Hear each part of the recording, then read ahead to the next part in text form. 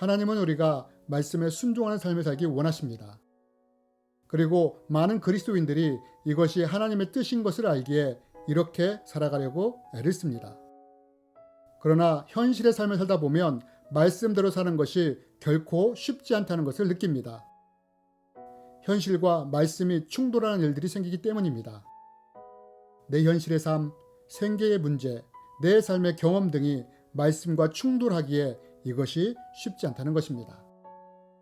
하지만 이런 상황을 만날 때 하나님은 우리가 어떻게 하길 바라실까요?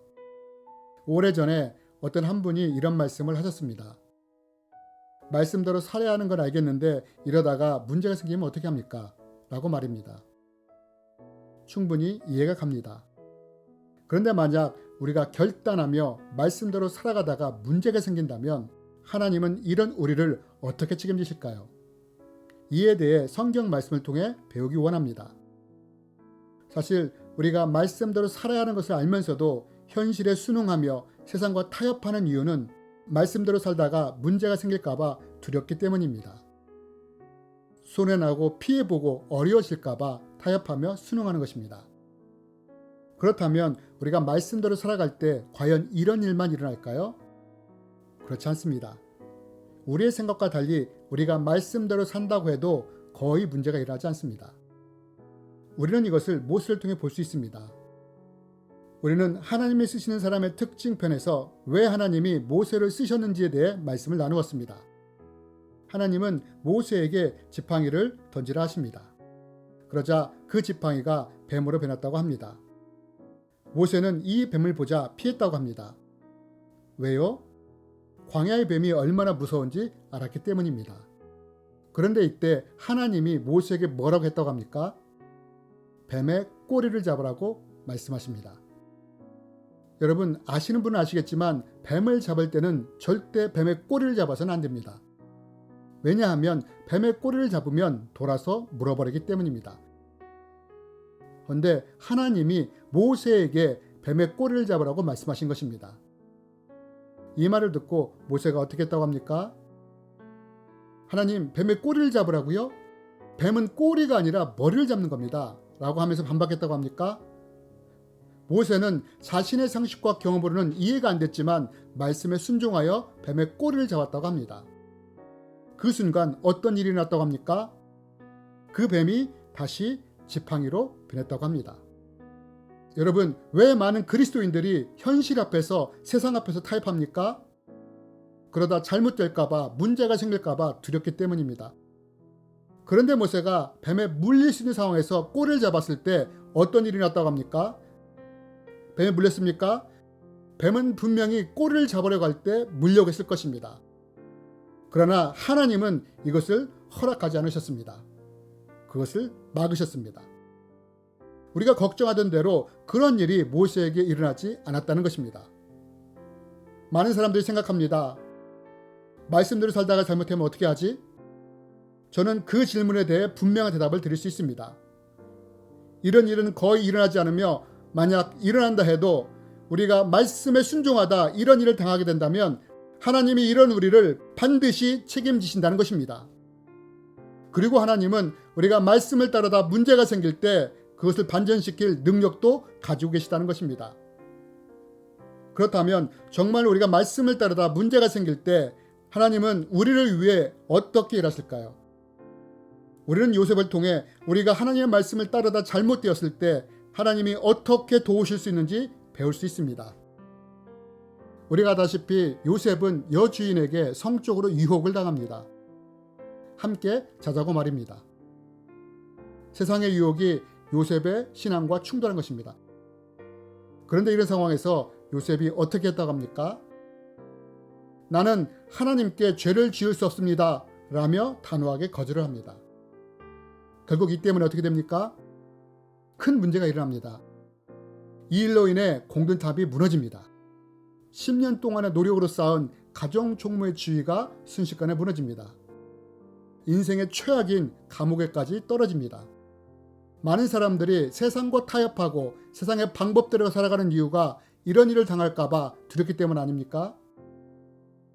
그런데 여러분, 요셉이 말씀을 따르다가 이런 일을 당할 때 하나님이 어떻게 하신 줄 아십니까? 하나님이 그런 요셉을 책임지기 시작했다는 것입니다. 어떻게요? 먼저 간수장의 신임을 얻게 하십니다.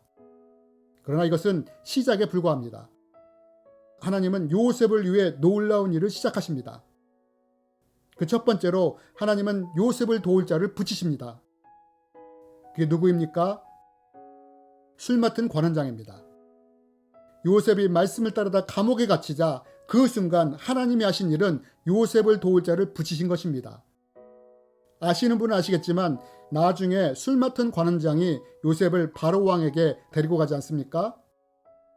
하나님은 말씀을 따르다 잘못된 요셉을 위해 움직이기 시작했다는 것입니다. 이뿐 아니라 하나님은 또 다른 일도 하십니다.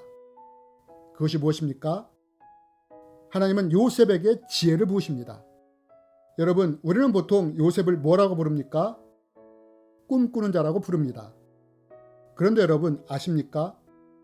요셉이 말씀을 따르다 억울하게 감옥에 갇히자 하나님은 요셉을 어떻게 바꾸신 줄 아십니까? 지혜를 부어 요셉을 꿈꾸던 자에서 꿈을 해석하는 자로 바꾸셨다는 것입니다. 결국 이 지혜로 3년 후에 바로 왕 앞에 가게 되었고 꿈을 해석하고 그의 지혜로 말미암아 애굽의 총리가 되지 않았습니까? 이것이 말씀과 세상의 유혹에 충돌할 때 말씀을 선택한 요셉을 향해 하나님이 하신 일입니다. 만약 요셉이 여주인이 유혹했을 때 그 유혹에 타협하고 현실에 순응했다면 과연 하나님이 요셉을 총리까지 높이실 수 있었을까요? 결코 그렇게 되지 않았을 것입니다. 왜냐하면 하나님은 공의의 하나님이시며 행한 대로 갚으시고 심은 대로 거두시는 분이기 때문입니다. 이것이 현실과 말씀이 갈등을 일으키고 세상과 신앙이 충돌할 때 기꺼이 하나님 편에 선 사람을 향해 하나님이 하시는 일입니다. 이것을 통해 우리가 볼 수 있는 것이 무엇입니까? 말씀을 따르다 문제가 생길 때 하나님이 직접 책임진다는 것입니다. 결코 망하지 않게 하시며 수치와 부끄러움을 당하지 않게 하신다는 것입니다. 여러분, 요셉이 하나님의 뜻을 따랐을 때 하나님은 요셉을 애굽의 총리까지 높이셨습니다. 사람은 요셉의 인생을 거꾸로 들었지만 하나님은 요셉의 인생을 반전시켰다는 것입니다. 이뿐 아니라 하나님은 요셉이 당했던 수치와 억울함도 갚아주셨습니다. 어떻게요? 성경에는 기록되어 있지 않지만 우리는 요셉과 보디발 사이에 일어난 일에 대해 쉽게 상상할 수 있습니다. 아침에 보디발이 왕궁으로 출근합니다. 먼저 바로 왕에게 갑니다. 전하, 밤새 안녕히 주무셨습니까? 왕에게 인사하고 나갑니다. 그런데 또 반드시 가야 할 곳이 있습니다. 할 일을 지시받기 위해서입니다. 거기가 어딜까요? 행정직무실로 갑니다. 문을 엽니다. 그런데 거기에 요셉이 앉아 있습니다. 보디발이 어떻게 했을까요? 요셉에게 고개를 숙이며 인사합니다. 왜요? 요셉은 애굽의 제2인자였기 때문입니다. 종리님, 밤새 잘 주무셨습니까? 오늘 제가 할 일이 무엇인지 말씀해 주십시오. 하나님은 말씀하십니다. 내가 나의 말씀을 따르다 어려움을 당했느냐? 그러나 기억하라. 그것이 너를 거꾸로 뜨린다 하더라도 망하지 아니할 것이며 내가 너로 수치를 당치 않게 할 것이며 내가 너를 지키며 높일 것이라 라고 말입니다. 여러분, 현실과 말씀이 충돌할 때 말씀을 따르는 것은 쉽지 않습니다. 그러나 이때 기억하십시오. 내가 말씀을 따를 때 하나님이 나를 책임지시기 시작한다는 사실을 말입니다. 또한 그 하나님이 이 세상을 말씀으로 창조하신 분이라는 것을 기억하시기 바랍니다. 뿐만 아니라 이 하나님은 길이 없다면 홍해를 갈라서라도 길을 내실 수 있는 분이라는 것을 기억하시기 바랍니다. 세상은 우리를 이길 수 있습니다. 그러나 하나님은 세상을 이기신 분이십니다. 그리고 우리가 그분의 말씀을 따를 때 하나님이 이런 우리를 책임지신다는 것입니다.